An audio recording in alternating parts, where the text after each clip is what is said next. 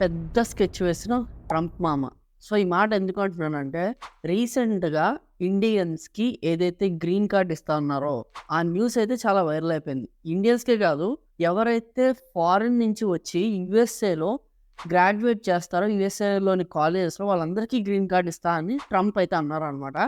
ఈ మాట విన్న తర్వాత చాలా న్యూస్ ఛానెల్స్ కూడా వీటి గురించి డిబేట్ పెట్టుకున్నాయి.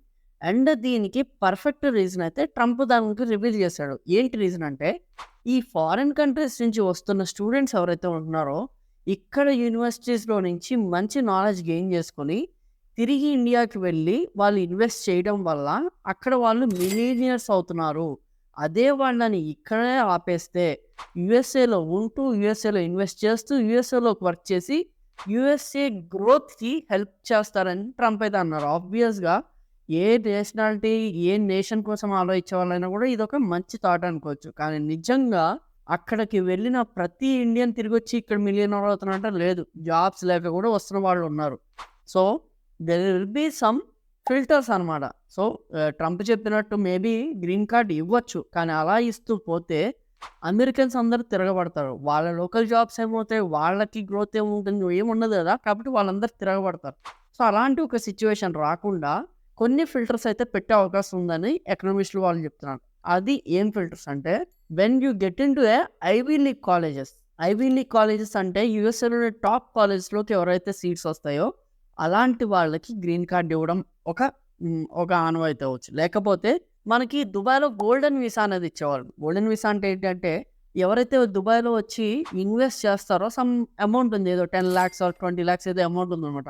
అలా ఇన్వెస్ట్ చేసి ఒక బిజినెస్ ఎస్టాబ్లిష్‌మెంట్ చేస్తారో, అంటే లోకల్స్‌కి జాబ్ ఇవ్వడం, లోకల్స్‌కి టాక్స్ కట్టడం ఎలా అయితే చేస్తారో, అలాంటి వాళ్ళకి దుబాయ్ గోల్డెన్ వీసా అనేది ఇచ్చేదనమాట.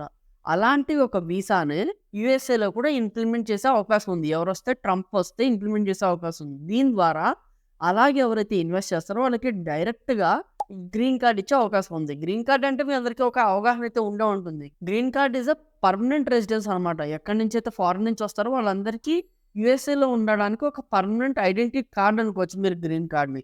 ఆ గ్రీన్ కార్డ్ కోసం మన ఇండియన్స్ ఎంత తప్పించిపోతుంటారో అంటే అంత తప్పించిపోతుంటారు. ఎందుకంటే ఆబ్వియస్‌గా ఆ యూఎస్‌లో ఉండాలి అనుకునే కదా ఇక్కడి నుంచి మాస్టర్స్ చేయడానికి వెళ్తారు.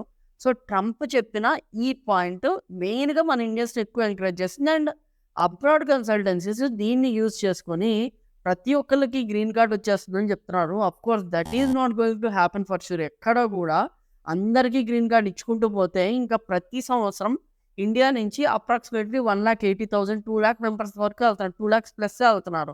అదే రకంగా చైనా నుంచి 2,50,000 వెళ్తున్నారు. ఆ రకంగా ప్రపంచం అంతా చూసుకుంటే ఒక 10,00,000 మంది వెళ్తున్నట్లయితే, అంటే వీళ్ళందరికీ గ్రీన్ కార్డ్ ఇచ్చుకుంటూ పోతే ఇంకా యూఎస్ఏలోని సిటిజన్స్‌కి జాబ్స్ ఎక్కడి నుంచి ఇస్తారు? లేకపోతే వాళ్ళకి ఎక్కడి నుంచి మనీ అంతా వస్తుంది? ఆఫ్‌కోర్స్ అక్కడున్న యూఎస్ సిటిజన్స్‌కి జాబ్స్ ఎక్కడి నుంచి ఇస్తారు? సో, గవర్నమెంట్‌కి ఒక రిపల్షన్ అనేది వస్తుంది.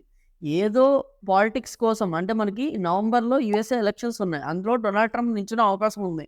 ఇంకా అతని మీద కొన్ని కేస్ ట్రయల్స్ అయితే నడుస్తున్నాయి. దాన్ని బట్టి తనది తెలుస్తుందన్నమాట. తను నించుంటాడో లేదో, తను ప్రెసిడెన్షియల్ క్యాండిడేటా కాదా అని.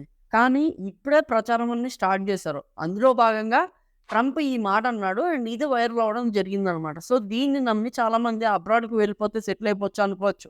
కానీ ఈ ఫిల్టర్స్ ఎప్పుడు జరుగుతాయంటే, రేపు నవంబర్‌లో ట్రంప్ వచ్చిన తర్వాత తను ఇలాంటి పాలిసీస్‌ని ఇంప్లిమెంట్ చేయాలంటే కొన్ని ఫిల్టర్స్ పెడతారు. అదే ఇందాక చెప్పినట్టు గోల్డెన్ వీసా టైప్ కావచ్చు, లేపోతే ఐవీ లీగ్ యూనివర్సిటీస్‌లో ఉన్నవాళ్ళు కావచ్చు, లేకపోతే ఆల్రెడీ కొన్ని టాప్ కంపెనీస్‌లో ఈ మాత్రం క్యాప్ ఉన్న సాలరీస్ అంటే ఒక క్యాప్ పెట్టేసి ఈ క్యాప్ సాలరీస్ ఎవరైతే ఎర్న్ చేస్తున్నారో అలాంటి వాళ్ళు కావచ్చు. అంటే వాళ్ళ ఉద్దేశంలో ఏంటంటే ఎవరైతే తెలివైన ఫారినర్స్ ఉంటారో వాళ్ళు మాత్రం అక్కడ ఉండాలన్నట్టు. అంతేగాని వచ్చిన ప్రతి ఒక్కళ్ళకి గ్రీన్ కార్డ్ ఇచ్చేస్తామంటే ఇప్పటిదాకా ఉన్నవాళ్ళు ఏంటి అంత కష్టాలు పడి లేకపోతే వచ్చేసిన వాళ్ళ సంగతి ఏంటి?